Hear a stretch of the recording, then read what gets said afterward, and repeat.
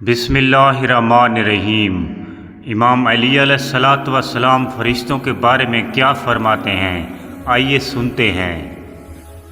پھر اللہ سبحانہ نے اپنے آسمانوں میں ٹھہرانے اور اپنی مملکت کے بلند تقیبات کو آباد کرنے کے لیے فرشتوں کی عجیب و غریب مخلوق پیدا کی۔ ان میں آسمان کے وسیع رستوں کا گوشہ گوشہ بھر دیا، اس کی فضا کی وسطوں کا کونا کونا چھلکا دیا، اور ان وسیع اطراف کی پیمانیوں میں تسبیح کرنے والے فرشتوں کی آوازیں قدس، پاکیزگی اور چار دیواری اور عظمت کے گہرے حجابوں اور بزرگی و جلال کے پردوں میں گونجتی ہیں، اور ان گونج کے پیچھے جس کے کان بہرے ہو جاتے ہیں۔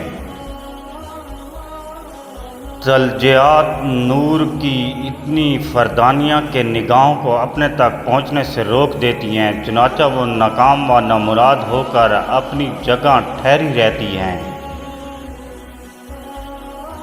اللہ نے ان فرشتوں کو جدا جدا اور الگ الگ پیمانوں پر پیدا کیا ہے۔ وہ بال پر رکھتے ہیں اور اس کے جلال و عظمت کی تسبیح کرتے رہتے ہیں،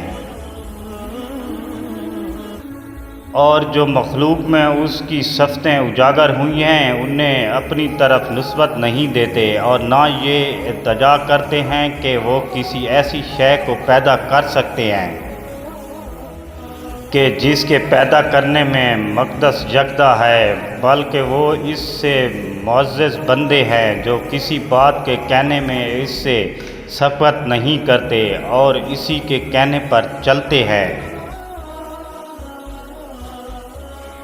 اللہ نے انہیں وہاں اپنی وحی کا امانت دار، اپنے امار توحید اور حامل بنا کر رسولوں کی طرف بھیجا ہے، اور شک و شبہات کے خدشوں سے انہیں محفوظ رکھا ہے۔ تو ان میں ہے کوئی اس کی رضا جوئی کے راہ سے کترانے والا نہیں، اور اس نے اپنی توفیق و امانت سے ان کے دستگیری کی، اور خضوع کے معزز بندے ہیں۔ گزارش ہے کہ چینل کو سبسکرائب کر دیجئے گا۔ اللہ نگہبان۔ دعا گو ساگر۔